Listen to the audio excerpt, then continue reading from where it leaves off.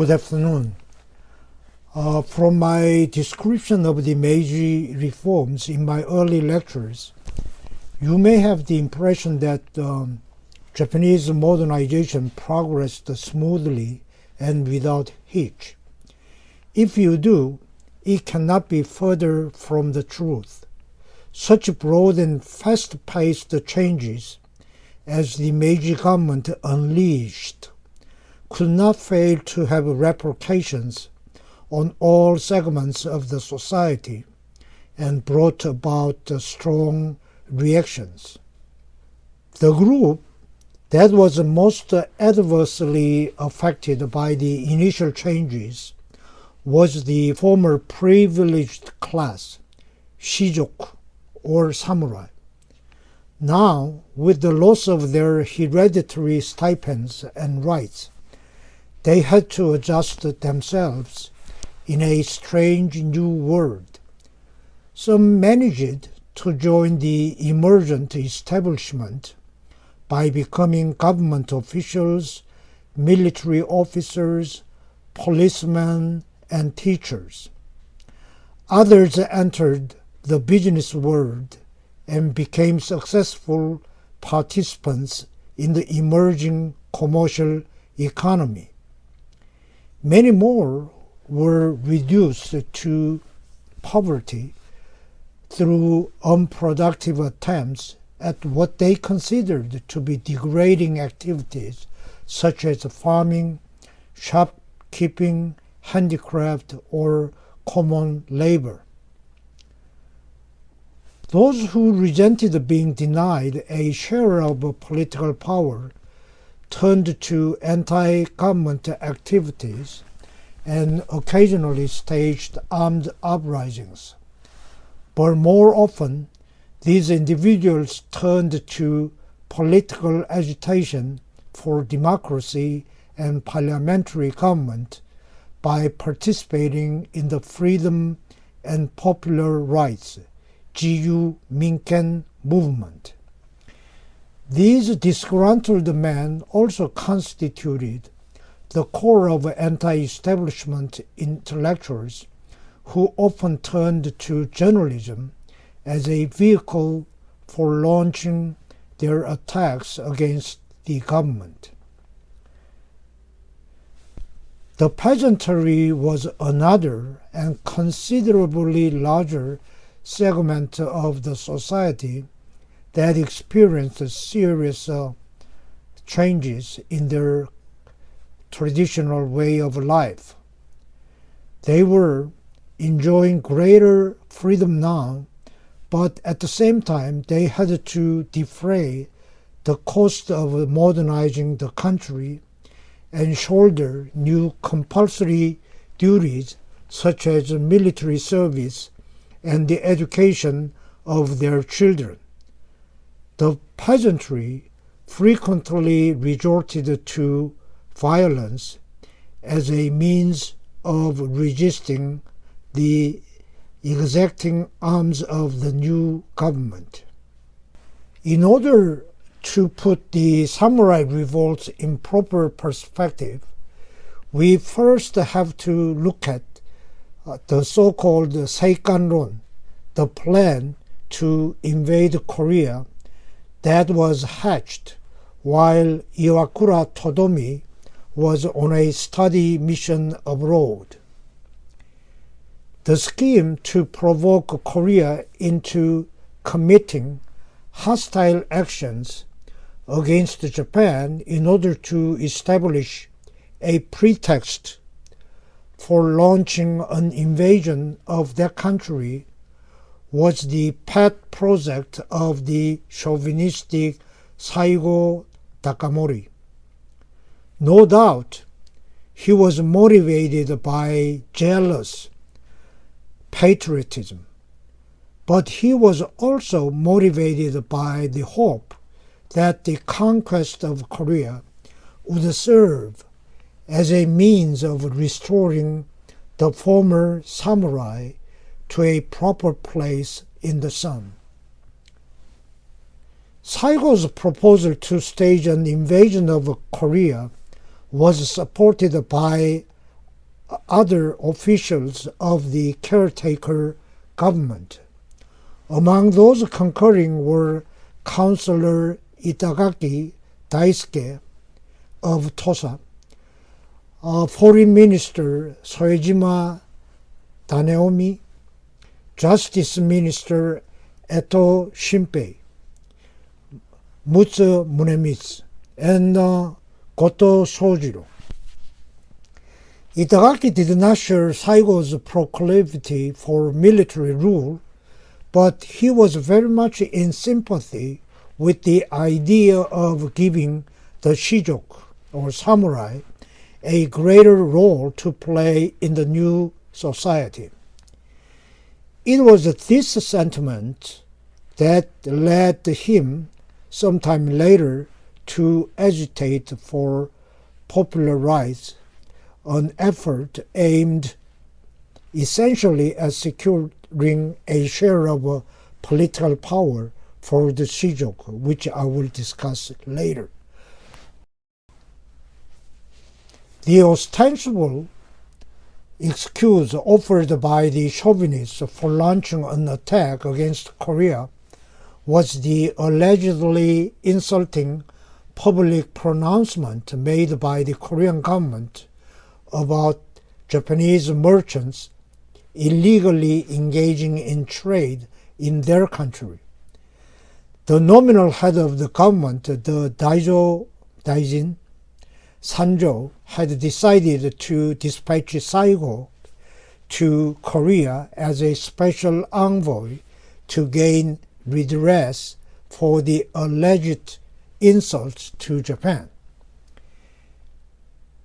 A concerted effort was made when Iwakura returned from abroad to force Sanjo to reverse his decision. Tremendous pressures by the opposing factions finally caused Sanjo to resign from Daijin. At this point, Iwakura became acting Daijin and cancelled Saigo's mission to Korea.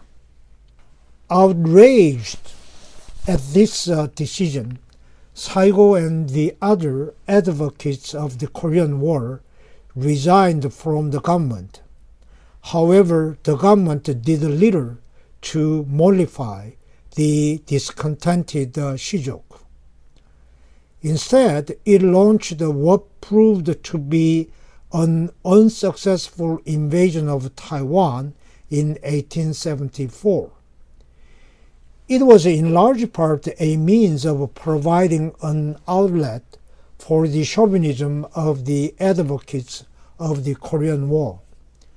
The official justification for the invasion had to do with the 54 shipwrecked sailors from Okinawa who were massacred by headhunting Taiwanese aborigines.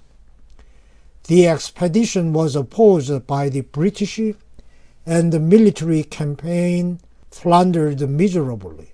Ultimately, the question was resolved through negotiations with the Chinese government. The hope of the dispossessed samurai that they might regain their special status had by now completely vanished. Saigo had departed from the central government, and the only recourse left to them, it appeared to many, was armed opposition to the regime. But the Meiji government continued to decrease the privileges of shijoku, and its rejection of the proposal to invade Korea, coupled with Saigo's departure from the government, gave these frustrated and increasingly bitter ex-samurai a cause to rally around.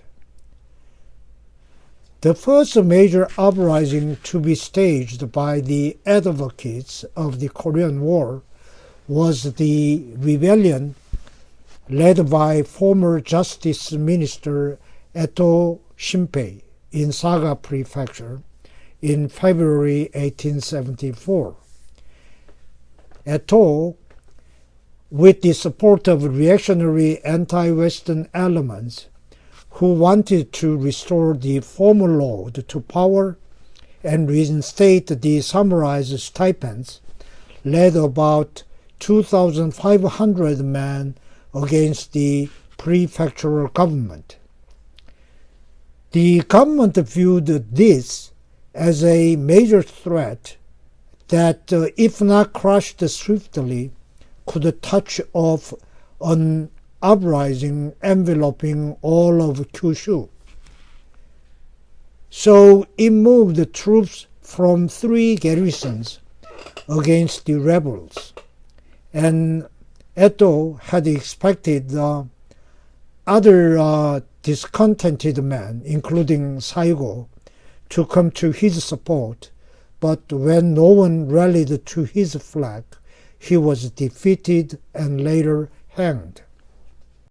The suppression of the Saga rebellion, however, failed to put an end to anti-government uprisings. In October 1876, a band of 200 warriors in Kumamoto rose in rebellion. This incident was touched off by the government's ban on sword bearing, but among the complaints mentioned by the rebels were the issue of westernization, the diffusion of Christianity, and the termination of their stipends. The rebellion was easily crushed.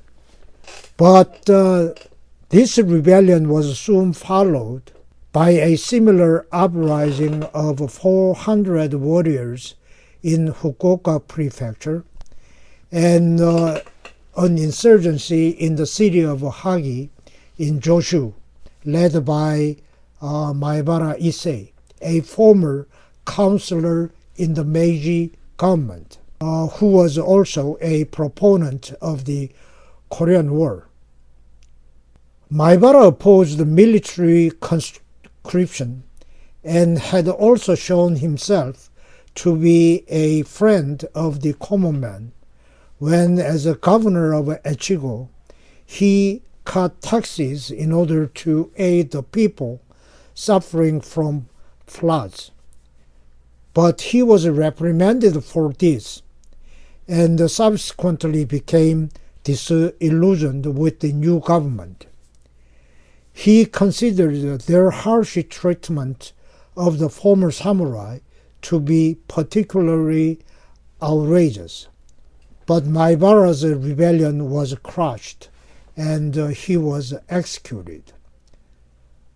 All these unsuccessful efforts by the discontented samurai were preludes to the ultimate showdown, the confrontation with Saigo. All disgruntled Shijoku looked toward him with great hope. Many newspapers and journals advocating popular rights were sympathetic to Saigo, and the more extreme of these incessantly called for the overthrow of the oppressive and despotic government. Copies of inflammatory articles were widely distributed in Kagoshima, the capital of Satsuma, and this served to fan the already smoldering anti-government sentiments. Upon his return to Kagoshima, Saigo started a private school with branches throughout the prefecture, and he concentrated on the military training and indoctrination of youths. The prefecture was controlled by Saigo's followers, and it was in reality an autonomous region, a state within a state. Not a penny of the taxes that were collected was handed over to the central government. Here, none of the major reforms, such as termination of samurai stipends, land tax revision, adoption of the new calendar, or the ban on sword bearing, were enforced. At the capture of spies and assassins sent by the central government, Saigo's followers urged him to rise up against the government. All evidences indicate that Saigo himself realized that the Kagoshima forces could not hope to defeat the government's troops, but he agreed to challenge them. Thus, in February 1877, Saigo announced that he had some questions to ask the government and that he planned to proceed to the capital with his followers. He began his move toward Kumamoto with 15,000 warriors, and as he continued on his way, he was joined by thousands of additional men. At the peak of his campaign, Saigo's supporters numbered about 42,000 men. The central government appointed a royal prince as supreme commander and moved its new conscript army against the challengers. Saigo's men first attacked Kumamoto Castle, anticipating to take it easily because it was being defended by dirt farmers. Contrary to expectations, the fortress withstood a 50-day siege until it was relieved. The imperial forces that arrived in Kumamoto engaged Saigo's men in a fierce battle that lasted 20 days. Finally, however, the insurgents were forced to retreat to the south. The conflict dragged on until September, but the imperial forces had clearly gained the upper hand, and Saigo, realizing that there was no hope left, committed seppuku. In this way ended the career of one of the chief architects of the Meiji Restoration and a heroic figure in the eyes of many Japanese, even those who opposed him. This rebellion, known as the Seinan War, was unlike the other uprisings in that it constituted a major civil conflict. The government utilized more than 60,000 men, of whom 6,278 died in battle and 9,523 were wounded. Saigo's forces consisted of more than 40,000 men.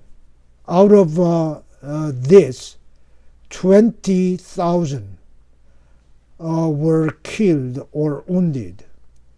At the end of the conflict, nearly 3,000 men were executed. If you want to appreciate the atmosphere of the time and the frustration felt by ex-samurai, I recommend you watch the film The Last Samurai, starring Tom Cruise. The government's victory was a triumph for the conscript army of dirt farmers and served to destroy the myth that only the Shijoku were capable of fighting with discipline and valor. The conflict also brought to an end, once and for all, armed resistance to the new government by the Shijuk. They now turned to the other alternative method of challenging the new oligarchy, that is, the popular rights movement that was emerging as a significant force under Itagaki's leadership. Before we turn to this movement, we shall examine the other segment of the society that reacted against the government policies, the peasantry. The Meiji Restoration did not materially improve the lot of the peasantry, in spite of the belief that the victory of the imperial faction would result in a better way of life for them. When the imperial and the Baku forces were struggling with each other, the peasants in many regions were staging what the Japanese call Yo Naoshi Iki, which means uprisings to straighten up the world. Pro-imperial forces deliberately sought to stir up the peasants against the Baku by promising them a 50% reduction in taxes. However, as the uprisings spread and began to display the anarchistic anti-taxation tendencies, the leaders of the imperial forces became concerned and began to condemn the man who had stirred up the peasants. The imperial forces arrested and executed the leaders. Consequently, in the eyes of many peasants, the new government had come into power by deceiving them. Peasant distrust of the new government persisted, and agrarian disturbances continued to erupt throughout 1869. The peasants demanded the cancellation of debts, termination of feudal dues, reduction in rent, and land reforms. In 1870, there was a large-scale uprising in Matsushiro-han, in present Nagano Prefecture, involving 70,000 people. The central government sent its troops into Matsushiro-han and then executed or imprisoned more than 300 of the leaders. At the end of 1876, large peasant uprisings occurred in central Japan. These uprisings were touched off by what the peasants regarded as unfair tax assessments. The government, deeply concerned at this time about a possible confrontation with Saigo, decided to appease the peasants and reduced the land tax from 3% to 2.5% of the land value. However, land tax reduction failed to pacify the countryside. Here, to understand what happened in the 80s in the countryside, we have to stop and take a look at the financial situation of the Meiji government and its financial policies. As I emphasized several times in my previous lecture, modernization or westernization was extremely costly.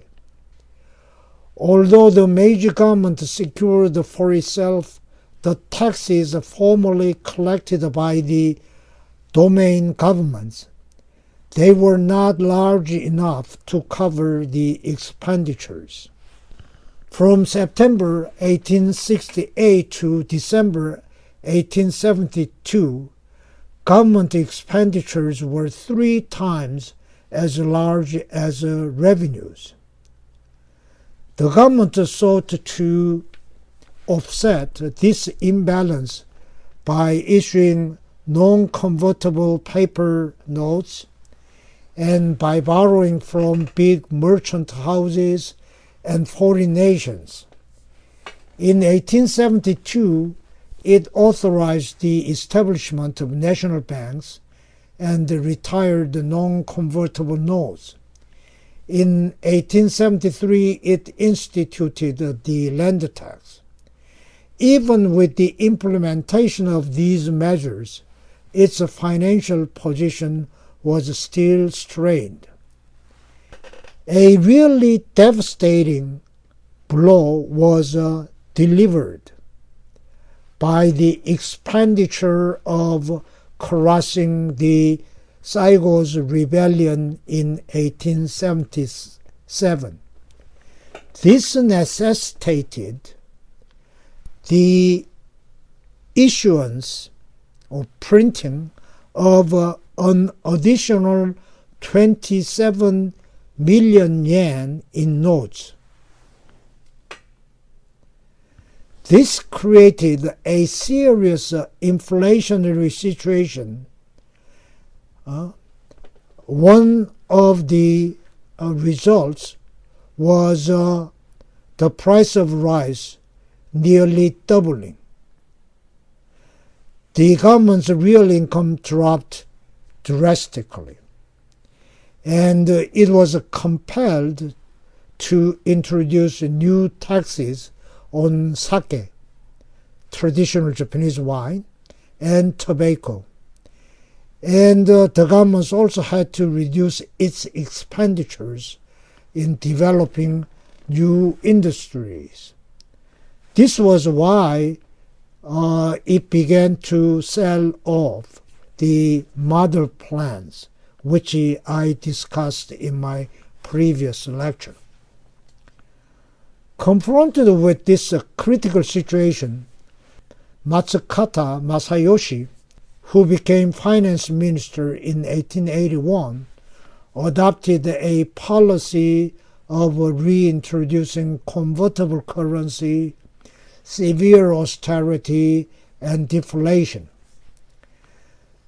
Matsutaka restored the financial health of the government, but it should be noted at the same time that his deflationary policies had serious adverse effects on the farmers and created severe hardships that ultimately led to agrarian riots.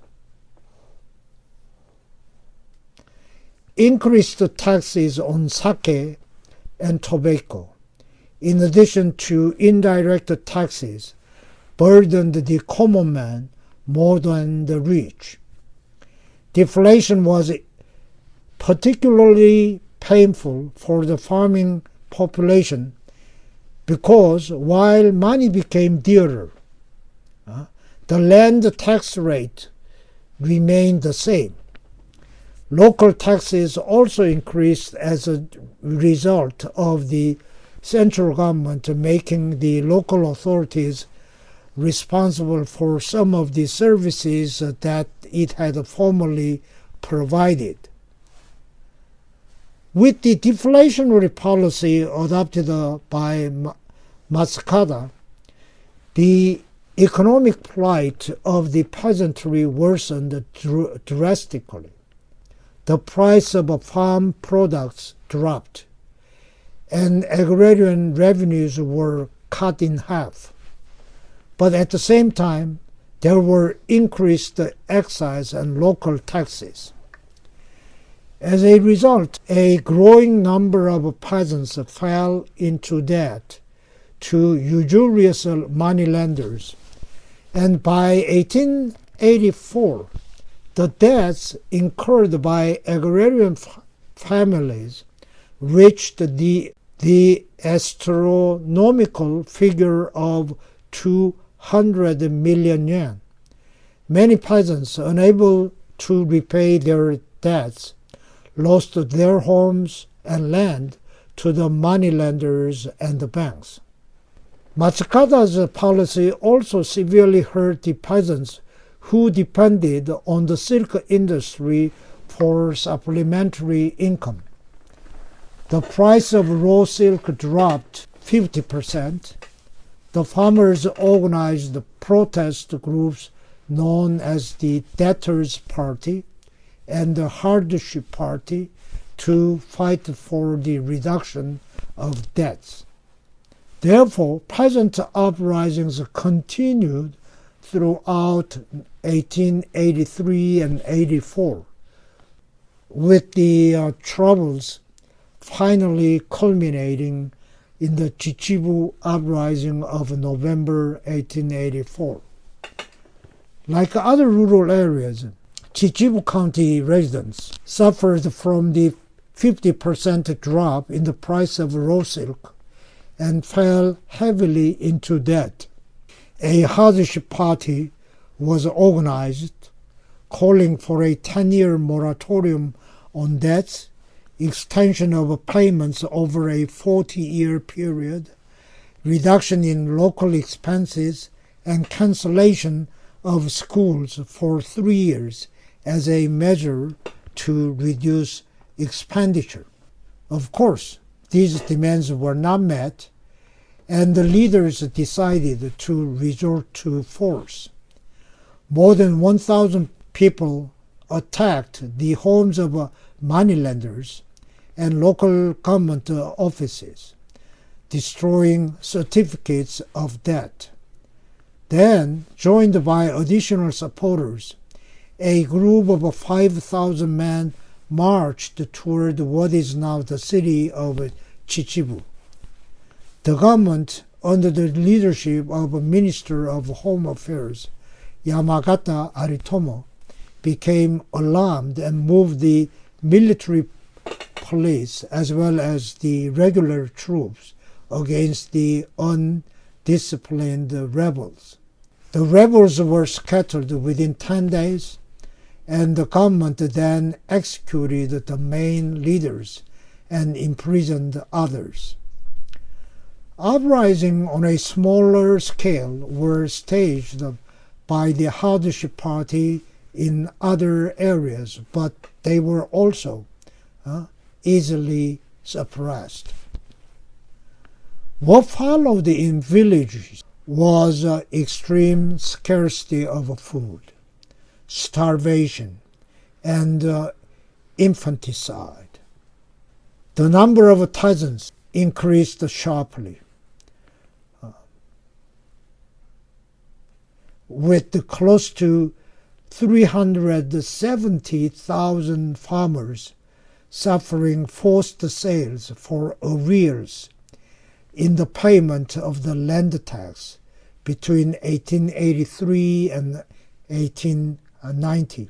In the early years of the Meiji era, 20% of the cultivated land was farmed by tenants. This figure rose to 40% in 1887, and then to 45% in 1910. That year, 39% of the tillers owned no land at all. In the difficult years that followed the Chichibu uprising, the government did nothing to assist the peasants. The government only advised them to work harder. In short, peasants paid a lot for Japan's modernization, which in turn gave back very little.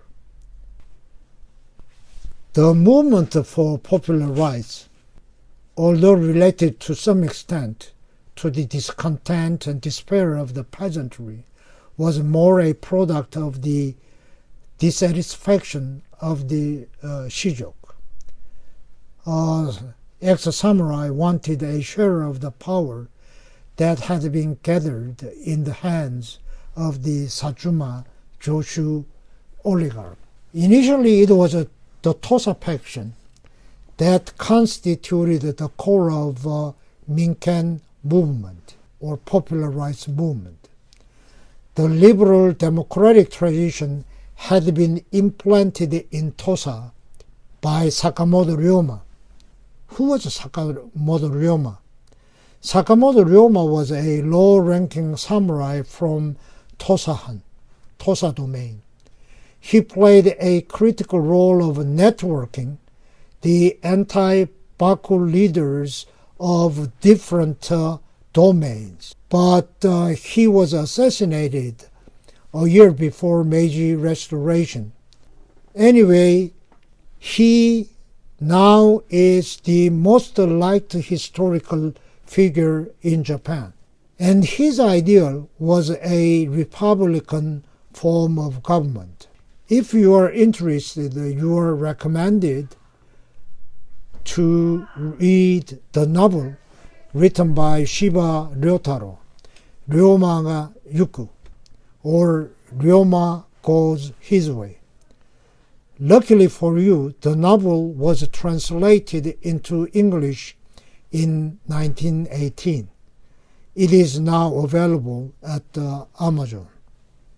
Itagaki Seishiro, Goto Shojiro were attracted to the idea of a parliamentary government even before the Tokugawa Baku fell.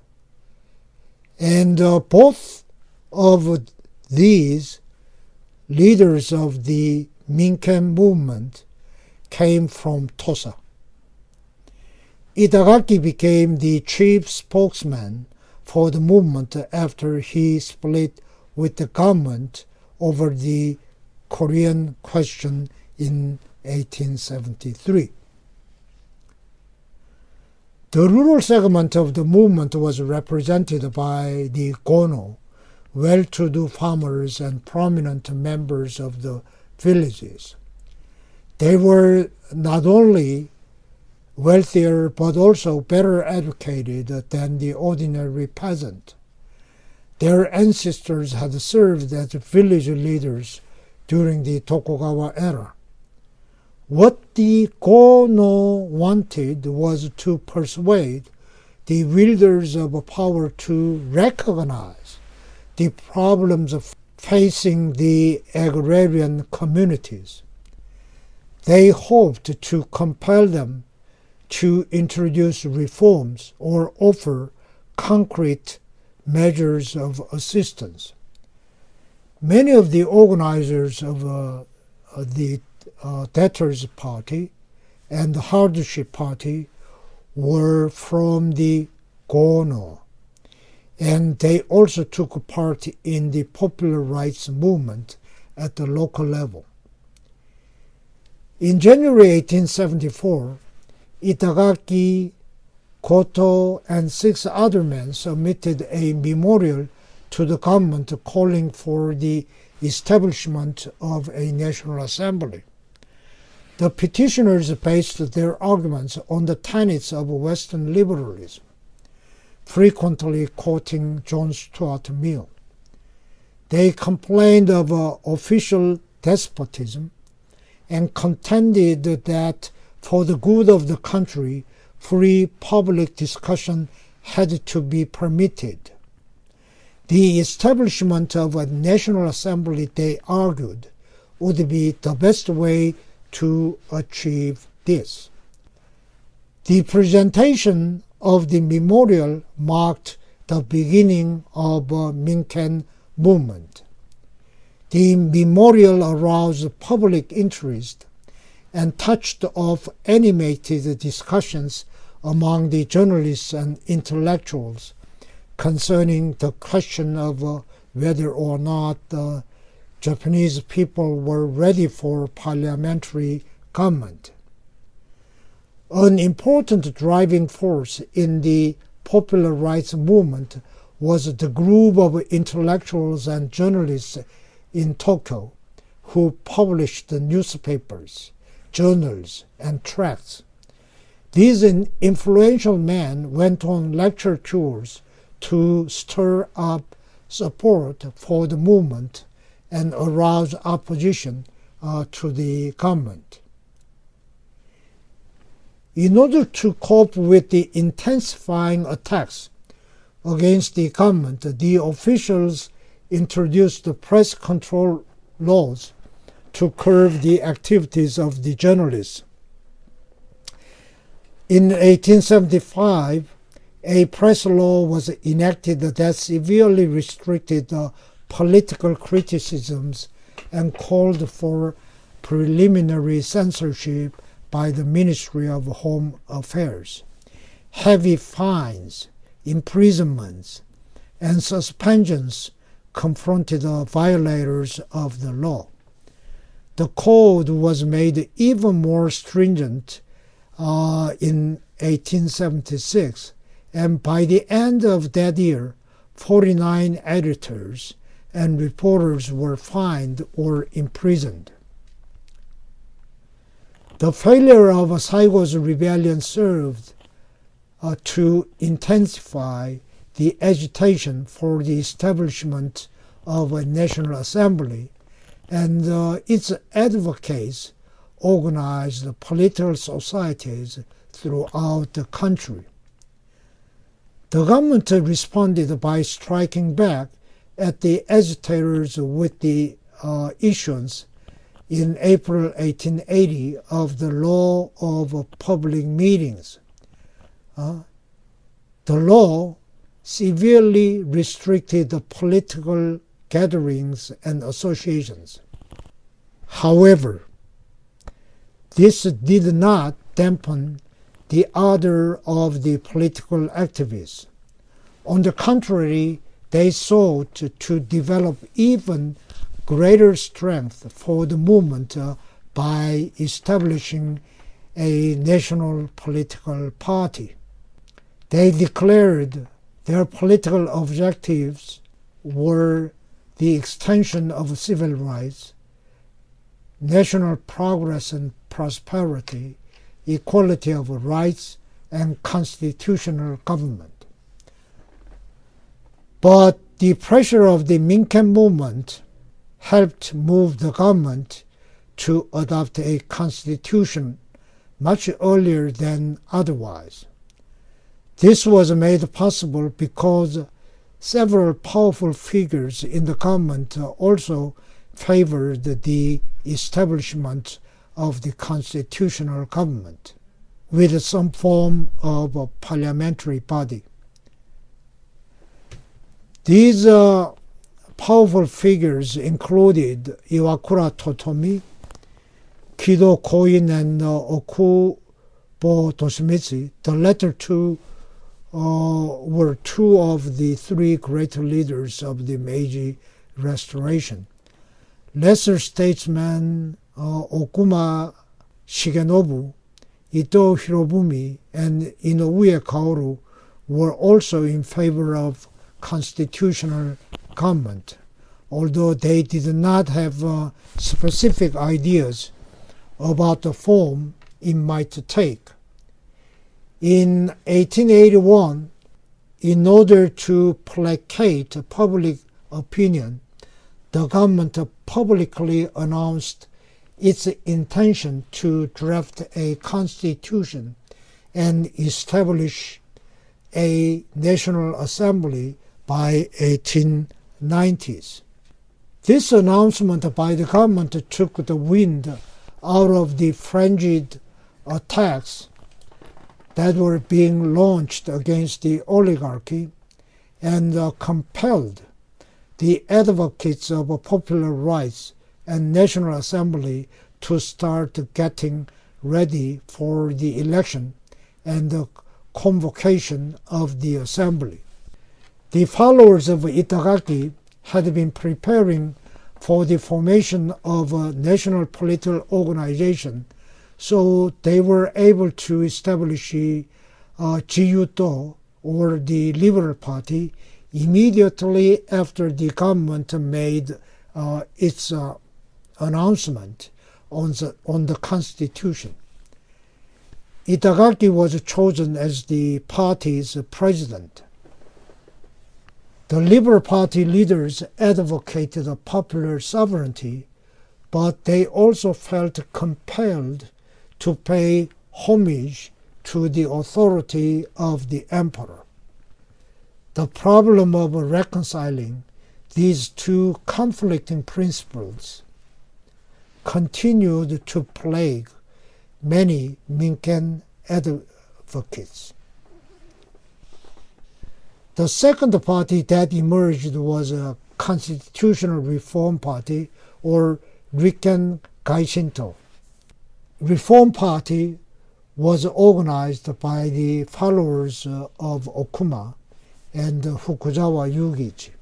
This party was inclined to be more conservative than the Liberal Party and looked upon English parliamentary government as a suitable model.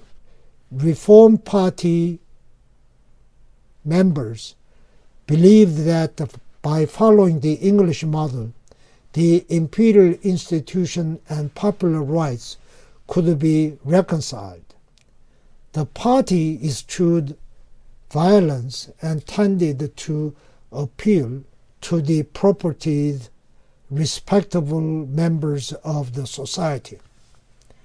A third group, the Constitutional Imperial Party, Rikken Teiseito, was organized as a pro-government party, but it failed to develop into a major political force because the government leaders were unsympathetic to political parties in general and did not actively support it. This party was opposed to the popular rights movement and the parliamentary government. Because of the internal dissension and obstructionist measures taken by the government whenever possible, the early political parties failed to survive for long. But the experiences of early party politics laid foundations on which the later party politics could flourish in the 1920s.